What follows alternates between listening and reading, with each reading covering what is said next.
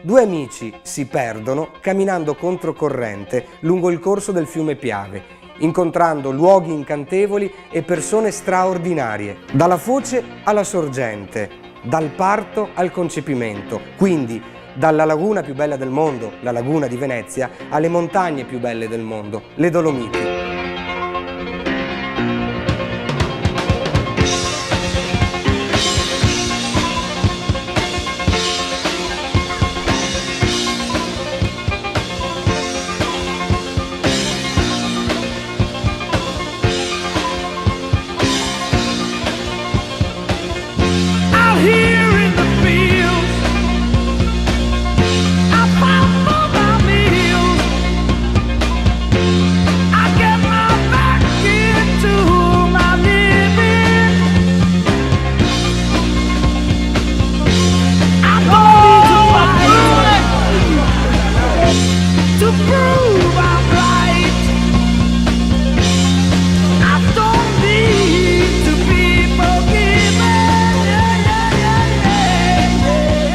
Inizia la grande impresa, la scalata del campanile di San Giorgio.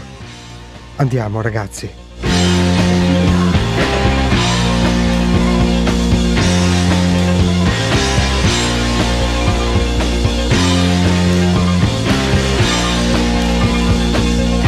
Andrea Zanzotto diceva che il paesaggio è un donativo. Cosa vuol dire? Vuol dire che la natura dona gratuitamente la propria bellezza a noi. Tutta la natura, tutto il paesaggio e dunque tutta la poesia che sta dentro questo paesaggio si dona a noi e in cambio non vuole nulla. E quindi noi abbiamo un grande dovere morale di rispettare, di salvaguardare quello che ci è dato per la nostra felicità.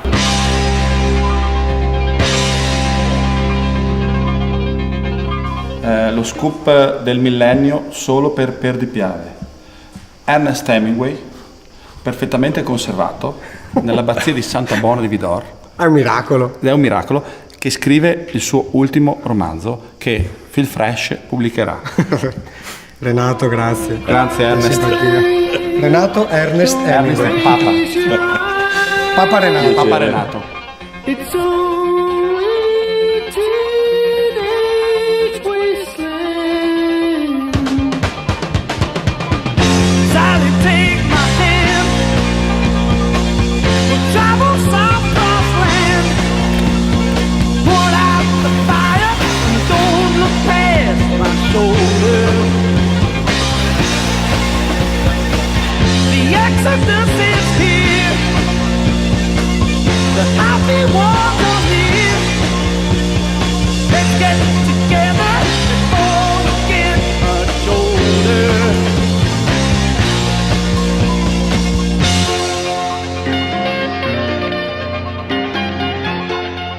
Io sono proprio dentro la trincea della Prima Guerra Mondiale e questo era il fronte italiano che ovviamente controllava e sparava verso il fronte austro-ungarico.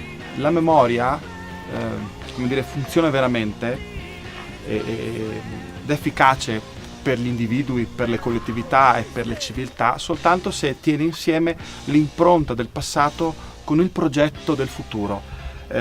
Questa cosa funziona soltanto se noi saremo capaci di essere senza mai smettere di diventare, se saremo capaci di diventare senza mai smettere di essere.